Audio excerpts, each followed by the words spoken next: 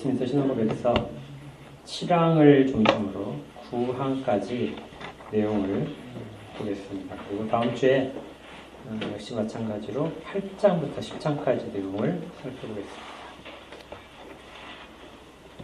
먼저 7항에 있는 내용을 한 목소리로 같이 읽겠습니다. 시작. 성경에 있는 모든 내용은 그 자체로 똑같이 명백한 것은 아니며 또한 모든 사람에게 똑같이 분명한 것도 아니다. 그렇지만 구원받기 위하여 알고 믿고 지켜야 할 필요 있는 것들은 학식이 있는 사람뿐만 아니라 그렇지 않은 사람도 보통의 수단을 적절히 사용하면 충분히 이해할 정도로 성경 곳곳에 분명하게 제시되어 있고 밝혀져 있다. 우리가 지난주에 그 6항을 하면서요, 성경에는 우리의 구원에 필요하고 또 삶에 있어서의 필요한 것들, 그리고 하나님의 모든 경륜들이 분명하게 기록되어 있다. 모든 것이 분명하게 기록되어 있다는 것을 살펴보았습니다. 그래서 어떤 부분들은 정확하게 우리 눈으로 살펴볼 때 즉시 이해될 수 있는 부분이 있고 좀 생각을 해야 되는 부분이 있기도 하고, 그리고 또 어떤 부분들은 적절하고 필연적인 논리적인 추론을 통해서 알아낼 수 있다. 이렇게 되어 있었습니다. 그러니까 성경 속에 모든 것이 담겨 있다는 것을 우리에게 이야기를 해주는 것이죠. 오늘 그 부분과 연결돼서요, 성경에는 평이한 부분도 있고 또 어려운 부분도 있습니다. 그러니까 난이도가 좀 있다는 거예요. 난이도에 좀 차이가 있습니다. 그러니까 시험 문제를 보게 되면 쉬운 문제도 있고 어려운 문제도 있잖아요. 그러니까 성경에서도 쉬운 내용이 있고 어려운 내용들이 좀 있습니다. 좀 잘 알기 어려운 부분도 있고 그렇다는 거죠. 어떤 식의 구분이 되어 있냐면 우리가 이해하기에 그런 것이 아니라 명백하게 아주 쉽게 설명되어 있고 성경을 읽다 보게 되면 자연스럽게 알 수 있는 내용들은 필수적인 내용입니다. 그러니까 이제 학생들에게 문제를 낼 때도 쉬운 문제는 필수적인 문제예요. 필수적인 문제는 반드시 쉽게 내야 됩니다. 왜냐하면 모든 학생이 거기에 대한 답을 해야 되기 때문에 그래요. 수능시험 같은 거 볼 때 정말 반드시 필요한 내용들, 분별력을 주기 위해서 좀 어렵게 만드는 것이 아니라 꼭 이것은 알아야 된다 하는 것들은 난이도와 하를 주고 아주 쉽게 답할 수 있도록 명백하게 문제에 대해서도 생각할 여지가 별로 없게 만드는 문제들이 있습니다. 난이도는 매우 낮죠. 이것이 아주 보편적인 문제입니다. 성경도 그렇다는 거예요. 성경에서 난이도가 가장 낮은 것들, 이것은 구원에 관련된 내용들입니다. 그러니까 예수님이 우리를 위하여 십자가에 달려 죽으셨다. 그리고 3일 만에 다시 살아나셨다. 이것 어디부터 복잡한 내용들을 우리가 추론할 필요가 전혀 없어요. 그냥 그대로 써있고 그대로 받아들이면 됩니다. 아이들도 받아들일 수 있고요. 어른들도 이걸 쉽게 받아들일 수 있어요. 어려운 내용이 전혀 아니죠. 예수님께서 구약에서 예언되었던 그 메시아다. 이 내용도 어렵지 않습니다. 그리고 예수님께서 부활하셨다. 부활하셔서 그 새로운 생명을 우리에게 주시고 우리가 또한 부활할 것이다. 이런 부분도 별로 그렇게 어려운 부분이 아니에요. 그런데 이제 어떤 부분들은 내용이 조금 어려워서 좀 설명을 필요로 하기도 하고 또 깊게 묵상을 해야 될 필요도 있는 부분이 여전히 있는 거죠. 난이도에 차이가 있습니다. 그러면 근본적인 부분들, 구원을 우리가 알기 위해서 필요한 모든 부분들은 그 부분만 알면 되느냐? 그렇지 않고 모든 성경이 다 이 기본적인 쉬운 내용을 바탕으로 해서 거기를 설명하는, 더 자세하게 깨달을 수 있게 만드는 그런 이제 가지처럼 된 그런 형식으로 되어 있습니다. 그래서 가지를 잘 알면 나무를 잘 알 수 있게 되고, 그래서 서로가 조화를 이룰 수 있도록 그렇게 되는 것이죠. 그래서 성경은 전체 성경을 우리가 반드시 잘 깨달아서 그 의미를 알아야 될 필요가 있죠. 난이도에 관계없이 모든 성경을 우리가 알아야 됩니다. 오늘 이 해석적인 부분에 있어서 어떤 원칙으로 하고 발생하기 쉬운 잘못된 해석 방법들, 이런 부분들을 우리가 나눌 부분에 있게 돼요. 먼저 오늘 본문이 어떤 베드로전서 베드로후서 3장 15절을 보겠습니다.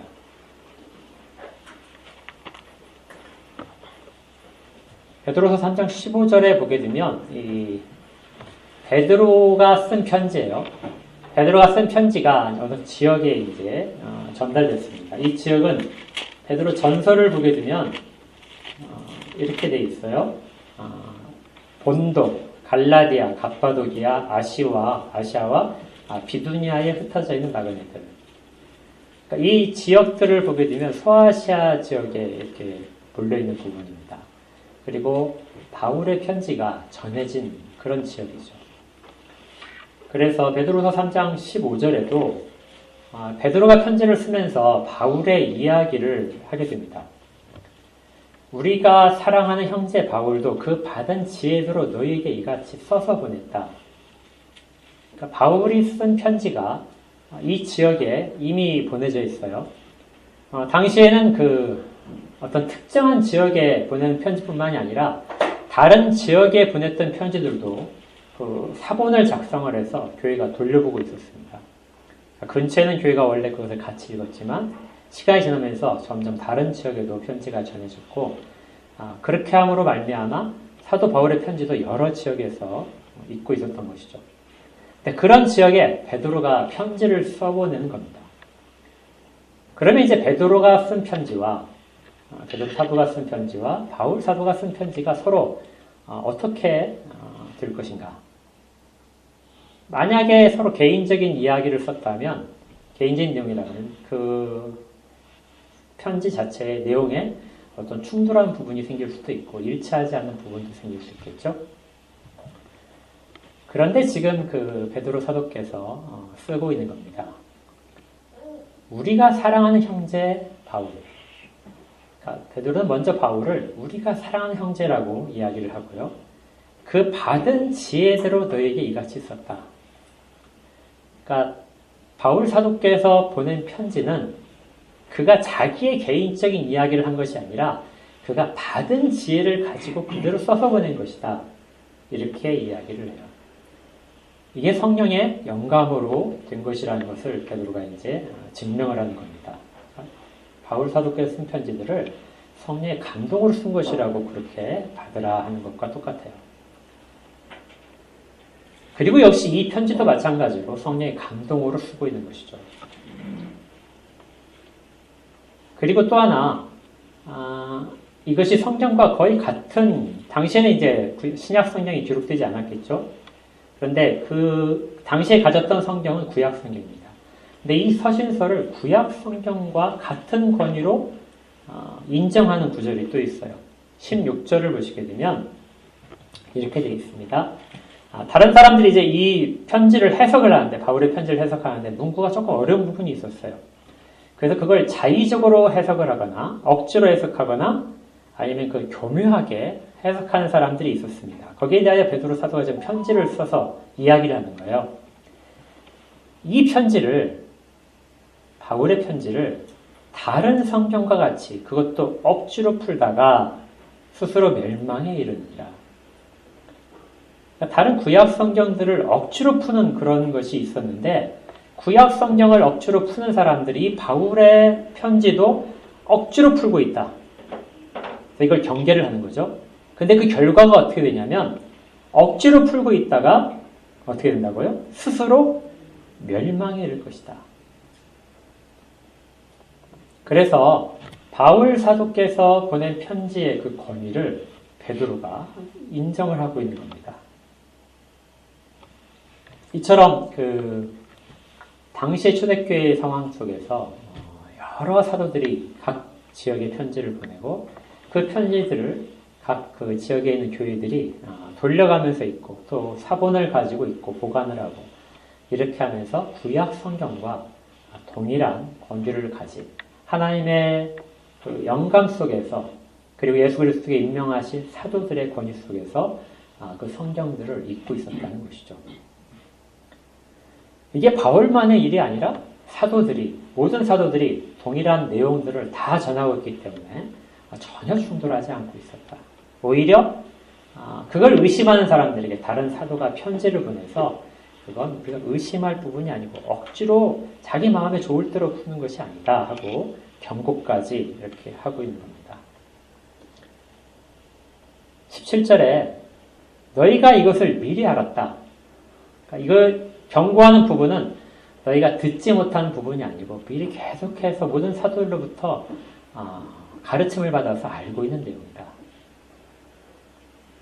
그런데 혹시 사도의 가르침과 다른 것들에 이끌려서 굳센 데서 떨어질까 조심하라. 이렇게 이야기를 합니다.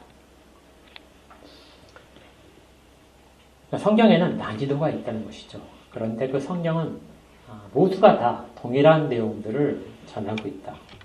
그 중에서 동일한 내용 중에서 구원의 필수적인 내용은 아주 명백하게 되어 있어서 그냥 일반적인 방법으로, 보통의 방법으로 읽고 듣고 조금이라도 생각할 수 있다면 그 구원에 관련된 필수적인 내용은 즉시 알아낼 수 있다는 것이죠. 그 부분은 누구의 도움을 절대적으로 필요하지도 않습니다. 자기가 말씀을 읽으면 깨달을 수 있게 되어 있어요. 왜 이렇게 쉽게 깨달을 수 있도록 하셨는가?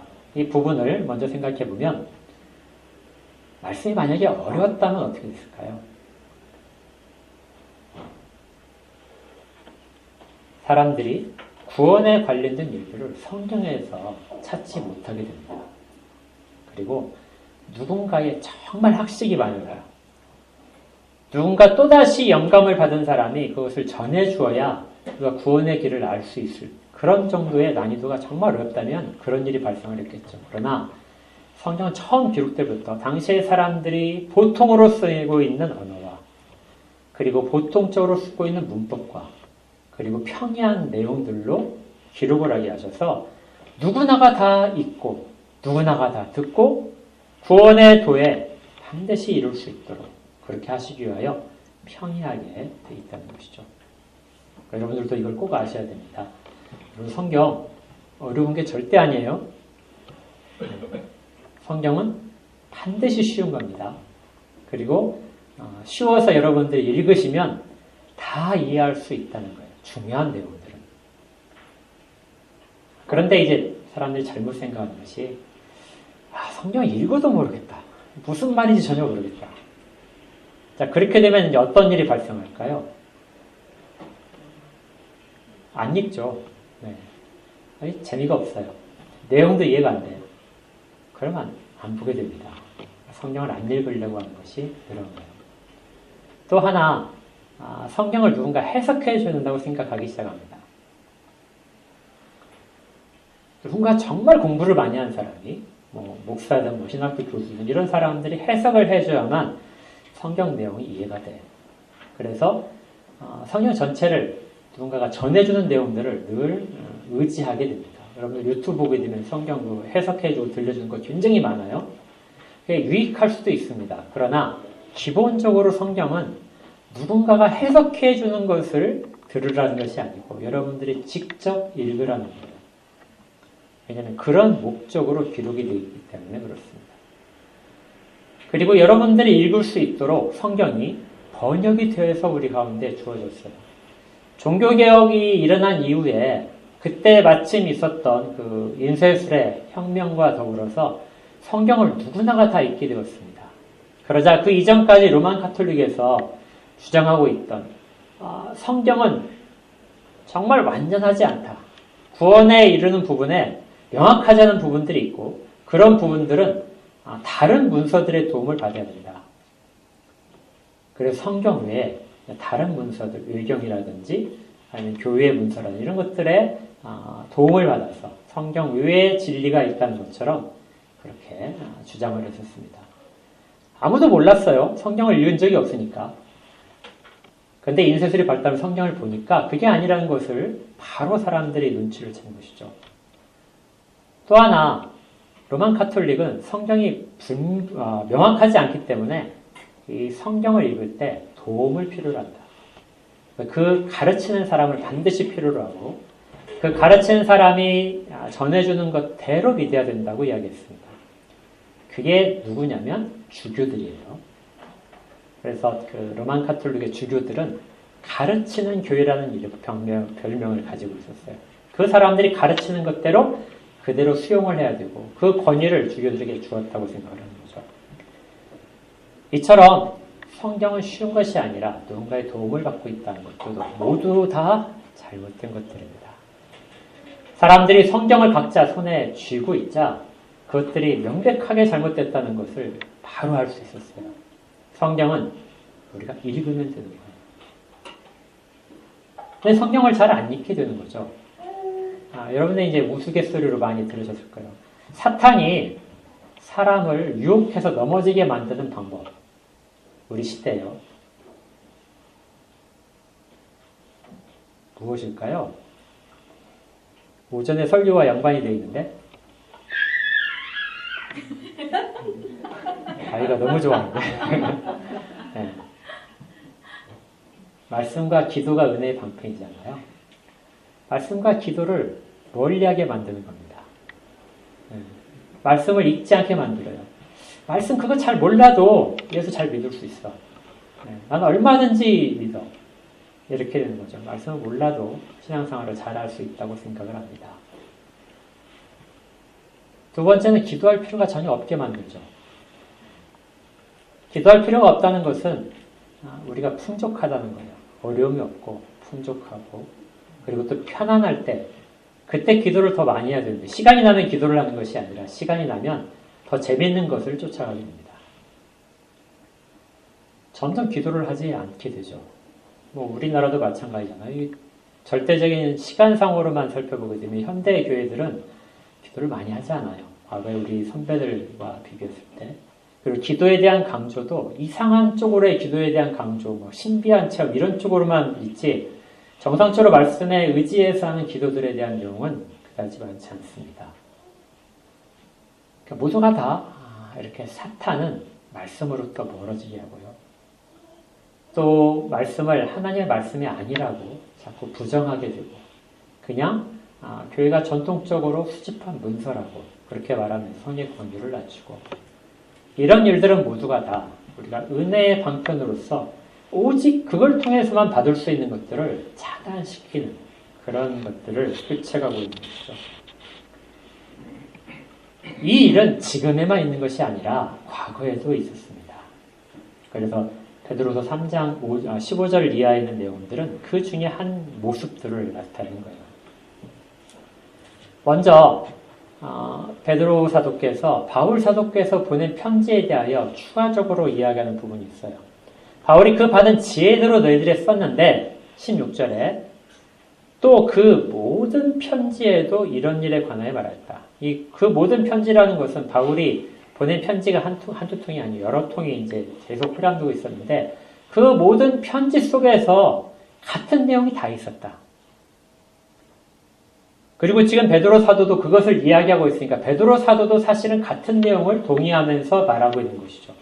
그리고 다른 사도들의 편지들, 그리고 성경 저자들의 다른 문서들에서도 복음서 같은 것들도 역시 마찬가지로 같은 내용을 말한다.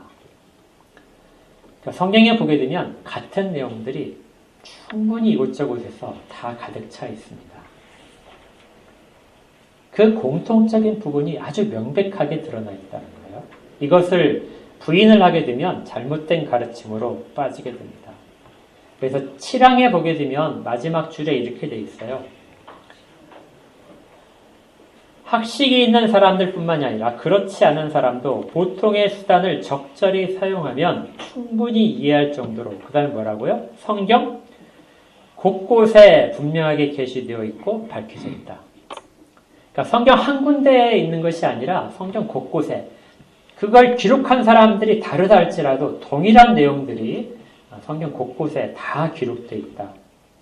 이렇게 곳곳에 기록되어 있는 것들을 다 모아놓고 그것을 하나의 말로 표현을 하게 되면 이것을 교리라고 합니다.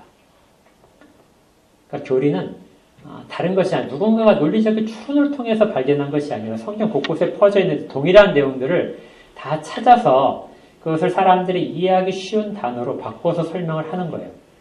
그것이 교리입니다. 이걸 이제 우리가 쓰는 것 중에 하나인데 요리, 소요리 문답에서 그 요리, 대요리 문답할 때 요리가 되는 것이죠. 그 요리를 가지고 있으면은 성경 전체를 이해하는 데 있어서 굉장히 수월하게 할 수 있어요. 이것은 사람들이 고안하는 창조물이 아니라 성경에 있는 내용입니다. 그래서 좀 어렵더라도 성경에 있기 때문에 교리들이 삼위일체라든지 인성과 신성에 대한 연합이라든지 이런 부분들, 이런 것들을 모두가 다 잘 설명할 수 있는 것이죠. 성경 곳곳에 명백하게 되어 있는 것, 이것은 우리가 충분히 누구나가 다 공부를 한 사람뿐만이 아니라 그렇지 않은 사람도 명백하게 알 수 있도록 되어 있습니다. 그런데 읽지 않으면 접근할 수가 없죠. 그래서 여러분들 성경을 부지런히 읽으셔야 됩니다. 그리고 진지하게 읽으셔야 돼요. 성경이 우리에게 말을 하진 않아요. 여러분들이 읽으셔야 보여주는 것이죠. 그래서 시편 아까 우리가 읽었던 부분에서도 그 부분을 이야기하고 있습니다. 시편 119편 130절에 주의 말씀을 어떻게 하면요? 열면, 이렇게 주의 말씀을 열면. 이 연다는 것이 당시에 그 두루마리로 되어 있잖아요. 두루마리를 펼치면 이렇게 됩니다. 그러니까 여러분들 막 영화 같은 데서 많이 보셨을 거예요. 막 어떤 두루마리를 딱 펼쳤더니 막 빛이 확 나는. 이게 그거예요. 주의 말씀을 열면 빛이 빛이어서 우둔한 사람을 깨닫게 합니다. 마치 그 속에서 우리에게 필요한 모든 우리의 어리석음과 그 미혹되는 정말 몽상적인 모든 부분들을 다 없애주는 그런 빛이, 어둠을 물리치는 빛이 두루마리를 펼칠 때 나타나는 것이죠. 이것처럼 성경을 그렇게 확신 속에서 대하라는 것입니다. 그런데 처음에 말씀드렸지만 모든 성경이 이렇게 쉽게 명확하진 않아요. 어떤 부분들은 좀 어렵기도 합니다. 오늘 오전 설교처럼 오전에 있던 그 내용들은 우리가 구약적인 부분이나 아니면 히브리서나 다른 부분의 도움을 받지 않으면 명확한 의미가 무엇인지를 상당히 모호하게 이해할 수밖에 없는 구절들이 분명히 있기도 해요. 그래서 성경 전체 속에서 찾아야 됩니다. 그러니까 이런 작업들이 성경을 해석하는 작업이에요. 그러니까 성경을 해석하는 방식은 정통적인 방식입니다. 여러분들이 격가지로 잘못된 길로 빠져나가지 않는 방법은 첫 번째는 성경 곳곳에 명확하게 되어 있는 부분부터 시작하는 거예요. 이게 가장 쉽다고 그랬죠. 여러분들이 어려운 내용을 할 때 쉬운 내용부터 시작을 해야 돼요. 거기에 탑을 이렇게 쌓아가는 거죠. 성경을 해석할 때는 명백한 부분, 공통적인 부분. 그래서 교리를 처음에 공부를 하게 되면 그 부분에 우리가 빗나가지 않도록 틀을 잡아줍니다. 교리 공부를 하는 것은 지난번에 말씀드렸잖아요. 교리 공부를 하는 것은 성경을 설명해주는 설교를 듣기 위함이다. 성경을 이해하기 위해서 교리가 반드시 필요하게 됩니다. 교리를 모르면 성경을 가지고 전하는 사람의 소리만 들을 수 있어요. 교리를 알면 설교자가 아무리 빗나간다 할지라도 그걸 분별할 능력이 생기고요. 그리고 성경 말씀을 통하여 훨씬 더 많은 은혜를 받을 수 있습니다. 그리고 나서 난해한 부분들을 해석할 수 있게 돼요. 그러니까 첫 번째는 명백한 부분. 그리고 성경 곳곳에 있는 동일하게 있는 부분들을 가지고 해석을 시작을 하고 그 다음에 이제 조금 난이도가 있는 문제들을 갈 때 명확하지 않은 부분들이 생길 수 있어요. 그럴 때 성경 전체를 봐야 됩니다.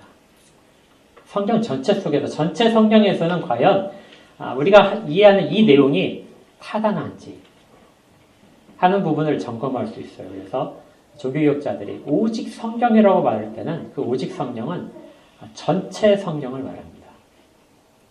전체 성경 속에서 이 구절이 무슨 의미가 있는가? 우리가 이야기하는 이 교리가 실제 전체 성경 속에서 맞는 부분인가는 전체 성경 속에서 파악하는 것이죠. 그리고 또 성경은 성경 속에서 파악하라는 것도 가능합니다. 그래서 구항에 보게 되면 그 내용이 써 있어요. 성경은 성경에서만 해석하는 것이 옳다. 구항 첫 번째 줄에 성경 해석의 무한 규칙은 성경 자체이다. 그러므로 어떤 성경이든지 참되며 온전한 의미에 대하여 의문이 있을 때에는 그 의문은 여러 가지가 아니라 단지 하나뿐이다. 원래 원문에서는 단 하나의 뜻만을 가졌겠죠. 그러나 우리가 볼 때에는 모호한 부분들이 생길 수 있습니다. 거기에 대해서는 더 분명하게 말씀하고 있는 다른 곳들을 연구하여 알아낼 수 있다. 그러니까 성경은 성경 속에서 말을 한다는 것이죠. 명백한 부분에서 시작하고 성경 전체에서 찾아내고 하게 됩니다. 그럼에도 불구하고 좀 아무리 보더라도 어려운 부분이 있어요. 그런 부분에 대해서는 무리하게 해석하지 않아야 됩니다. 그냥 의문점을 남겨두고 여러 가지 가능한 해석의 가능성을 남겨두고 그건 나중에 우리가 더 지식이 많아지면 분명한 의미를 이해할 수 있게 되고 아니면 그냥 부족한 상태로 살다가 나중에 천국에 가서 주님께 여쭤보면 돼요. 그때까지도 궁금증이 해석 안 되면 주님께 여쭤보면 됩니다. 이게 헷갈렸는데 뭐해 하고 여쭤보십시오. 다 그렇게 하면 됩니다. 명백한 데서부터 전체 성경 속에서 그리고 궁금한 점은 선을 넘지 않도록. 그런데 이것을 넘어가는 사람들이 늘 있어요. 우리 베드로후서 3장 16절에 보니까 어떤 사람들이 이 일을 하냐면요. 무식한 자들이 한다고 되어 있습니다. 네. 성경을 전체를 모르거든요. 모르니까 자기가 이것을 생각했을 때 옳다 이렇게 주장을 고집하는 사람들이 생기게 됩니다. 이 무식하면 고집이 점점 세져요. 또 굳세지 못한 자들, 믿음의 둘레, 진리에 서 있지 못한 사람들이 자기의 사견으로 해석을 많이 하게 됩니다. 그래서 그것도 억지로 풀게 된다. 아니면 밑에 있는 각주에 보게 되면 교묘하게 푼다 이렇게 돼 있어요. 마치 자기만이 모든 것들을 알고 있듯이 다른 사람의 의견들은 다 잘못된 것이고 자기가 알고 있듯이 이런 사람들은 어디에서 성경 해석을 시작하냐면요. 명백한 데서 절대 시작하지 않습니다. 헷갈리는 부분에서 시작하죠. 그것을 자기는 분명하게 뜻을 깨달았다.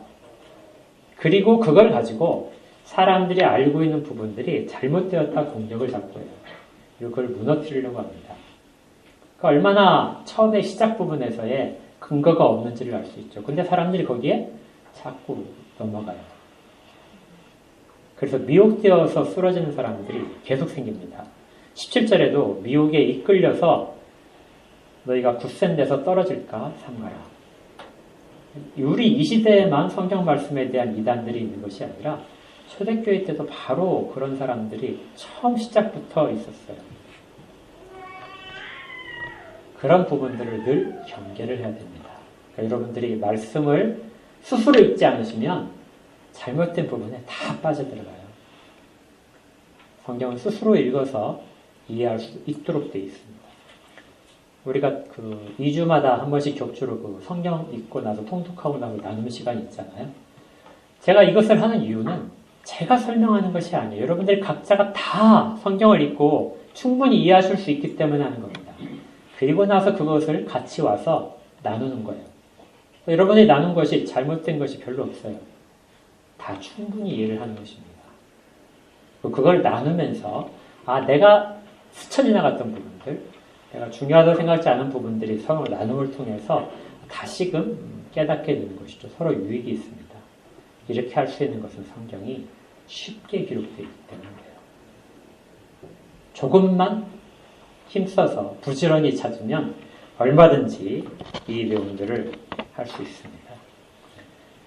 우리가 성경을 계속해서 지금 성경에 관한 내용인데요. 성경을 할 때 무리하게 풀지 않고 성경 말씀이 명백한 데서부터 시작을 하고 그리고 그것이 우리에게 인도하는 대로 성경 전체를 따라가고 그렇게 해야 됩니다. 아까 성경 곳곳에 나와 있는 것들을 다 종합을 해서 만든 것이 교리라고 했죠. 이 교리는 구슬과 같은 거예요. 이 교리를 이제 여러 교리들이 있는 것을 하나로 이렇게 쭉 꿰게 됩니다. 목걸이를 만들려면 꿰야 되겠죠? 그렇게 꿰는 것을 신학이라고 그래요.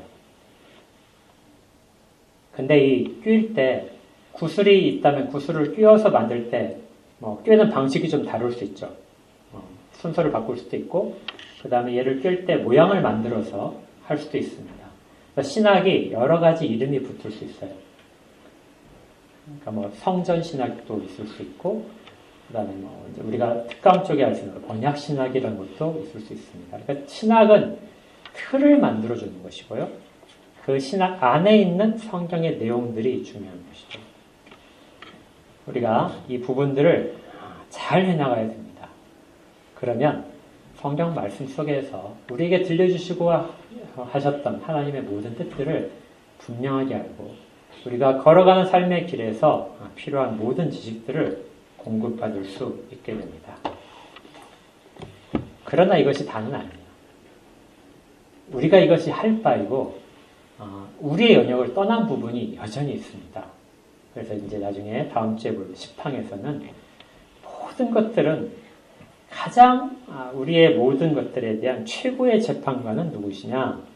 거기 있을 때 성경에서 말씀하시는 성령님이시다. 성령님의 조명하심 속에서 말씀의 뜻이 우리 가운데 살아서 보여질 때 그때 우리는 가장 정확하게 성경을 이해할 수 있게 되는 것입니다. 우리가 다 이 일들을 할 수 있기를 바라요. 성경 못 읽으시는 분은 없죠. 네. 성경 읽고 나는 무슨 말인지 전혀 이해가 안 된다. 그런 분도 없어요. 읽지 못하는 분이 가끔 있을 수 있습니다. 뭐 글을 배우지 않는 사람, 글자를 모르시는 분들은 못 읽어요. 그러면 들을 수 있죠. 듣는 것을 통하여서도 얼마든지 같은 작업이 일어납니다.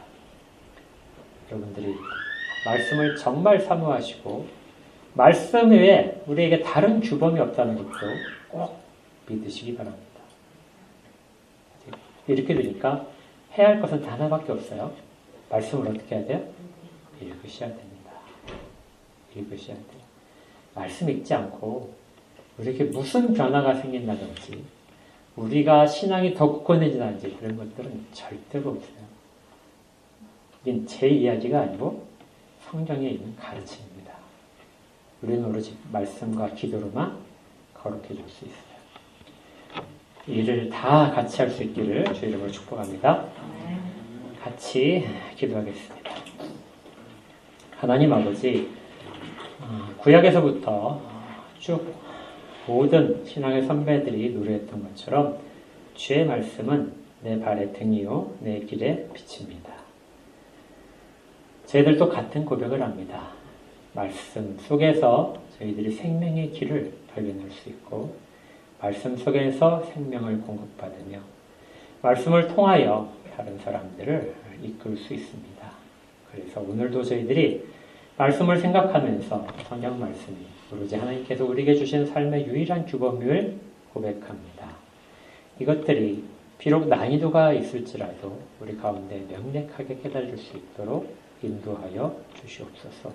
그리고 성경 말씀의 기초에서 하나님의 늘 주시는 은혜를 의지하고 그리고 또 발견하면서 우리의 삶이 나날이 한순간 한순간이 더 주께서 원하시는 모습으로 전진할 수 있도록 도와주시옵소서. 예수님 이름으로 기도합니다. 아멘.